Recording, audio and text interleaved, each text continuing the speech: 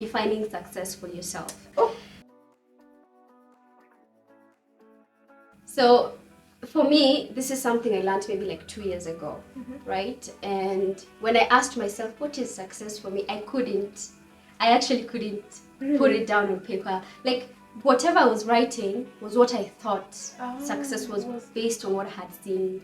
Successful Yeah, people. like people maybe I looked up to. Yeah. And I was like, but is this really what I want for myself? Like, it's yours. And your definition of success might not look the same as other people's. And now that's why it's important to define for yourself so that you begin walking that journey. And what are the steps to defining success for yourself? It's when you're in your 20s, you like thinking life begins and ends in your 20s. But try close your eyes and envision yourself at 30, 40, 50 or 60. Okay, seasons change us and different things come and go, but some things will remain constant. And the stories you tell yourself, the conversations you have with yourself, determine if you're actually going to get there, right? You will adjust as seasons come, but the journey will kind of have some very similar ultimate things.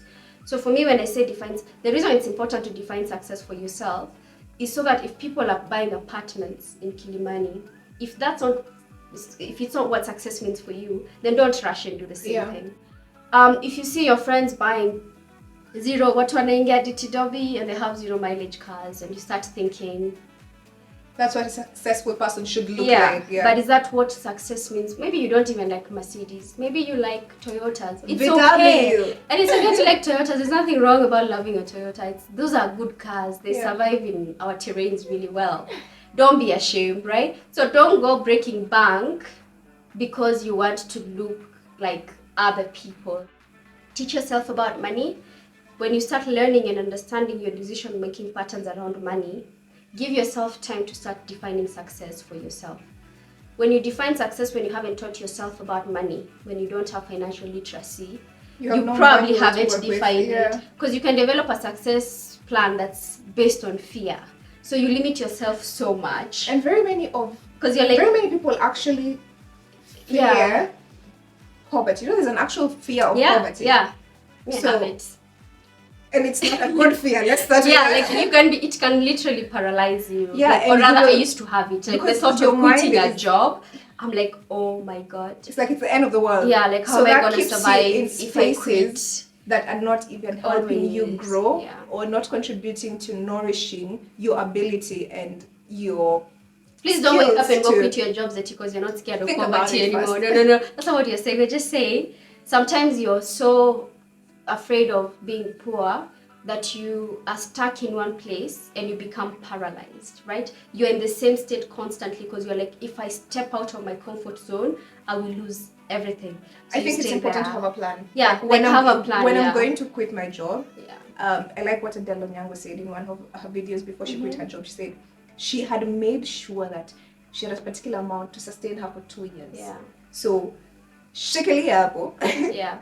And create a plan. Sometimes. So that when you're going to say you get laid off, you are not even planning to quit. But if you're planning to quit, have a plan. And then there's different reasons that lead people to quit jobs.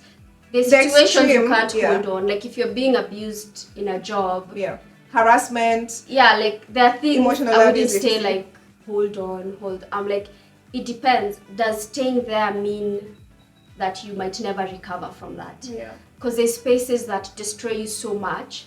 It's gonna cost you so much more to stay there than for you to leave. So it's you to balance. Don't be stupid about how you make decisions around that. But like she says, when you have the job, try and create a cushion for yourself and say, how long can I last without a job? You cannot buy self-esteem. Yeah. You cannot buy confidence. There are things that, contrary to what people believe, money can't buy. If you're in a work environment where day and night, the agenda is to destroy those things about you, and I don't know, it's just toxic. Toxic is misused, but I'll say you're in a work environment where you're constantly being teared down. And how long when do you're you young, give it before you decide that enough that's is different because people have different bandwidths, right? Yeah. People have different levels of tolerance towards certain things. Perhaps for the many situations I've walked away from, there's so many people who are still there and it works for them. Yeah. But it didn't work for me because I knew the person I want to become in this life needs confidence, courage, needs really good self-esteem, there are many tools in my toolbox I still need. And I'm not gonna let anyone take this away from me. Because if you take this thing away from me, I'm not gonna recognize myself. And therefore I'll never become my best self. So the next thing is paying the price and understanding the journey. Like, what are you doing to build to a certain life? Not constantly saying, God, when. Yep. That's her point. Especially I like the God when. Yeah, like there's people who always in other people's socials. They're always like, they see like a wedding, God when. They see someone got a new car, God when. I'm like, do you really want that situation, or it's the car you want? Like, do you, and do you if you know want the the car, situation? are you working towards getting that for yourself, or are you spending hours and hours fantasizing and consuming information about other people's lives that you don't have time to build your own life? You start building an illusion around other people's and lives. I think it's so important. I keep on insisting that what we share on social media is not 100% of our life. Like, there's no day I'll post myself having a meltdown. I know. Never. You never see that. That's not why you subscribe to this like platform. If I'm going through the most, you're never gonna know. Yeah. Because that's not what you want to see. That's not why you started engaging me. Yeah. Like, so paying the price is doing the work. I think that whether it's this is around finances. Everything. There's a lot of discipline that you have to put into it. Self-discipline. In fact, in that value system, let self-discipline be very essential. So the next point is defining your worth. Understanding that your worth is not related to finances, which is so weird because we've talked so much about money today and the person. But you see, no, this but guy, there's a person you he asked friendships, then he ended it with, I think, not fitting in or trying to fit in, because that was his question.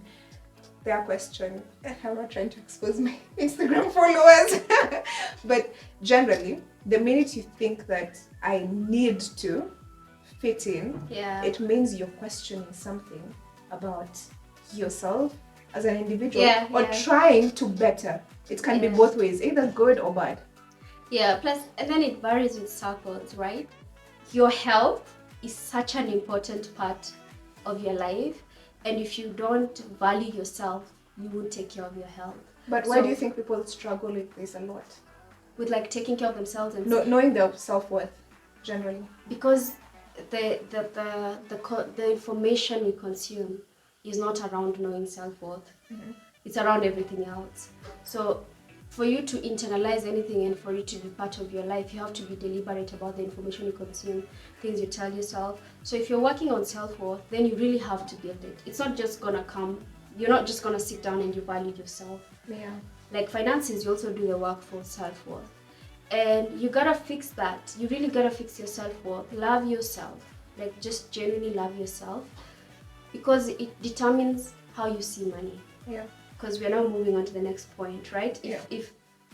If money is all you have to offer, and you never worked on yourself, then people are always going to interact with you from a money perspective.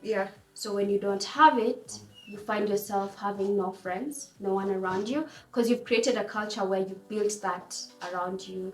Yet there are so many ways to build healthy relationships that are not like money-based relationships. And go hiking. If you're like, if your friends go hiking, you can go take a walk in Arboretum. That's building friendship. It doesn't always have to be spending 10,000 shillings drinking is the mark of our friendship, or that I got you a gift that was so expensive for your birthday or whatever. There are so many ways to build healthy relationships that don't include you questioning whether you have or what, and whether you belong, and meaningful things, right? If I try to understand why this is important, is because when people start messing up with your self-esteem at friendship level, it translates to other things, including finances. So you're not able to say no so that you don't destroy your budget.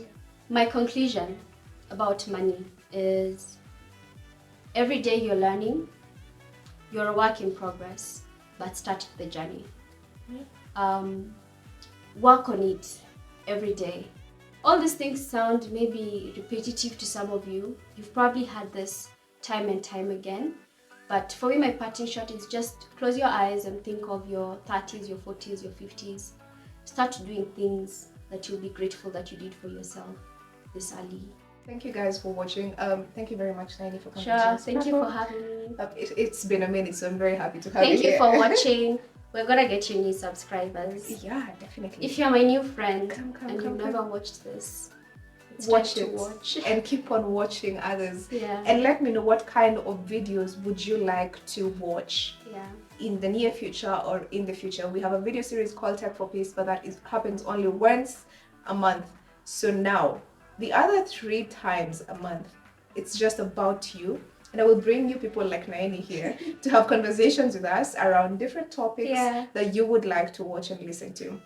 Today's key takeaway has got to be have a good relationship with yourself, because I think it begins from the values that we started with and the self-worth, and then that will enable you to navigate relationships with your friendships and with your friends. Also audit your friends. Are these people who you truly want or really need? Not everyone has to be your friend. And different friends have different purposes. Optimize them, you know. This one is for this one. This one is for this one. Have buckets and then put everyone in their bucket. Yeah. And that there's nothing wrong, because hata wewe kuna mtu amekuweka buckets. There's those people who only call you when they want to go out. Yeah. Your bucket is entertainment. So know who your friends are, and I think that it's so important to also keep in mind that all friends, whether entertainment or finances or family, they serve a purpose. So it's just that you know what to do with them and when to do with them what you need to do with them. Guys, thank you very much for watching. Leave a comment down below to the person who got us engaging about this particular topic about friendships. Thank you for your good question. I know, that's a really good question. It got me learning from Naini here. I hope I learned from Magoma too. So. Please like, subscribe, and share. Bye. Also, Naini hikes. Oh yes, I hike. Yeah.